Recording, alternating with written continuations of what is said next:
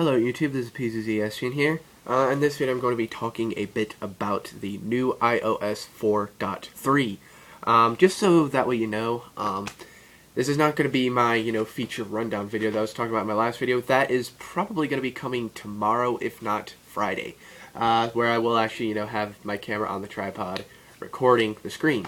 This is just what I want to do for now, so I can have something out on the launch day of iOS 4.3. So anyway, I've got the features all listed right here on this second-gen iPod Touch. So that's that. First thing I would like to talk a bit about, though, would have to be the compatible devices. So go ahead and let's get this centered in frame here. The software update is compatible with iPhone 4 GSM model, so I mean, I'm assuming AT&T will work too, but it does specifically say GSM model, so I don't know, guys. Anyway, the iPhone 3GS, the iPad first generation, and obviously the second generation, because presumably it's going to ship with it. Actually, it is going to ship with it. iPod Touch 4th generation, which I'm using to record this video, and the iPod Touch 3rd generation. So, if you have not yet noticed, nowhere does it mention the second generation, nowhere does it mention the iPhone 3G. So you iPhone 4 or iPhone 3G users and iPod Touch second generation users, you're going to have to upgrade this bad boy to the new gen iPod or iPhone to take advantage of these features. So that's kind of a bummer. But I do have to say this is really, really slow. This is mostly what I use at night to watch some YouTube videos before I go to bed. It works fine for that, although it's starting to even glitch up a little bit in doing that. But I mean, as you can see here, it's not super slow. It's still pretty smooth and sliding through the note, but come back. Anyway, yeah, by the way, I have my laptop behind me so that way I don't look orange. So that's what that's all about. Okay, let's go ahead and start talking a bit about these features. And stop doing that. Alrighty, first one is Personal Hotspot. This is an iPhone 4 only feature, by the way. But you can share iPhone 4 cellular data connection with up to 5 devices. And that is a combination of up to 3 Wi-Fi, 3 Bluetooth, and 1 USB. Oh my gosh, I'm starting to yawn a little bit. It is 9:15 after all. So that is that. Pretty cool. Next feature, iTunes Home Sharing. Play movies, music, and TV shows from a shared iTunes library on a Mac or PC. But that does require iTunes 10.2. Alrighty, so next thing, new AirPlay features. Play videos from the Photos app, including the camera roll, album, iTunes previews, enabled third-party apps, and websites on Apple TV. So that's that. And then the next thing is play slideshows from photos on Apple TV using transitions available on Apple TV.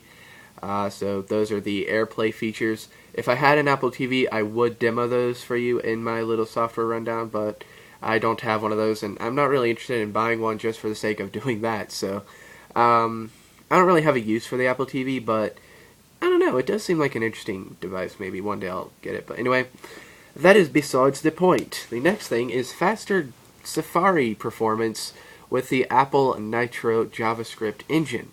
It is faster when the Wi-Fi works properly, that is. But I have tried it out a little bit. The Wi-Fi is working okay right now, so when it is working and behaving correctly, it does work fine. And actually, it is a joy to use, and it is indeed a lot faster. So definitely a good big plus there.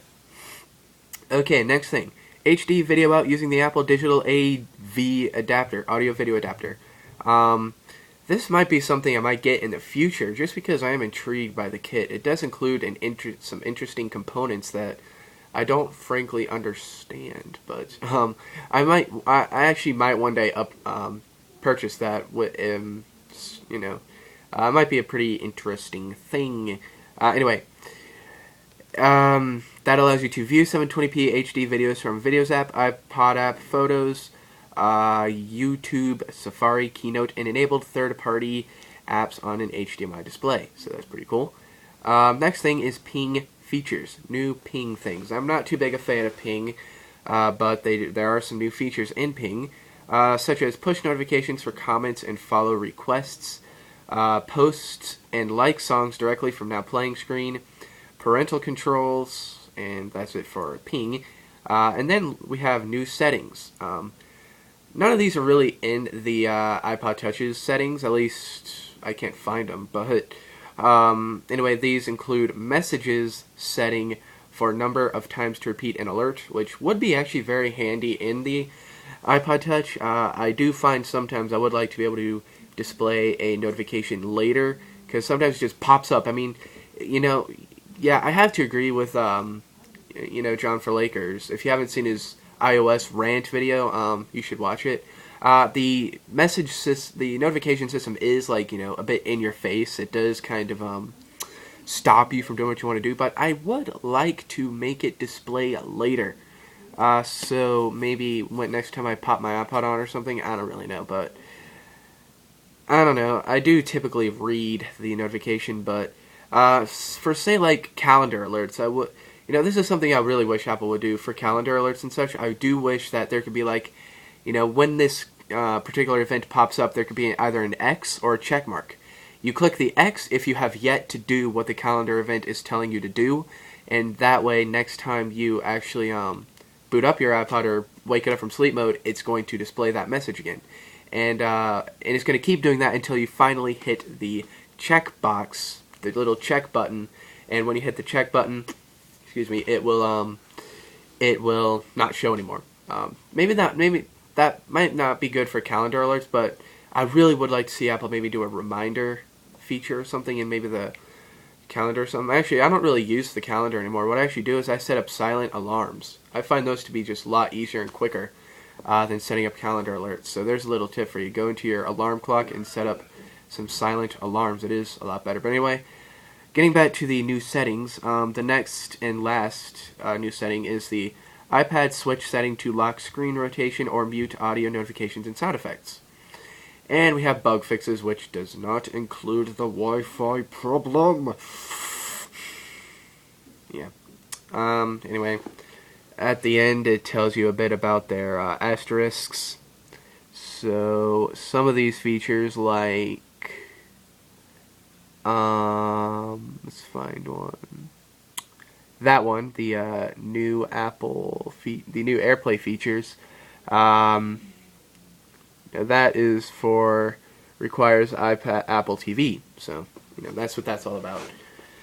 Anyway, now I would like to briefly talk about some other features that Apple did not really mention.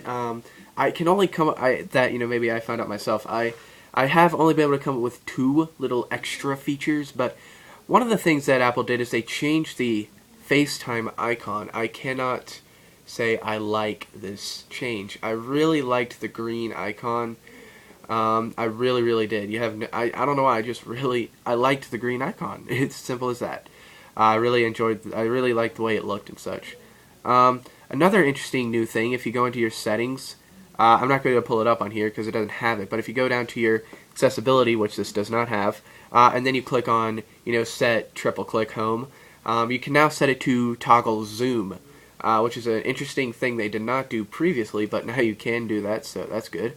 So that is another feature. And then lastly, if you go into your photos, alright, if you go into your photos, alrighty, your photo setting, so go to settings and then photos, you'll notice there's a transitions here, and you can go in here and set your slideshow transitions. They've actually removed that option.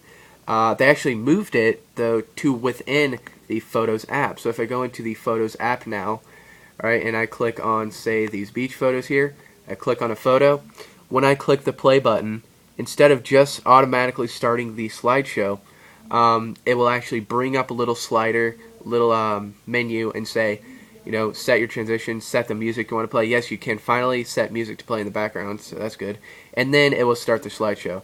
Alright, I want to quickly mention one more thing. It's just going to be brief.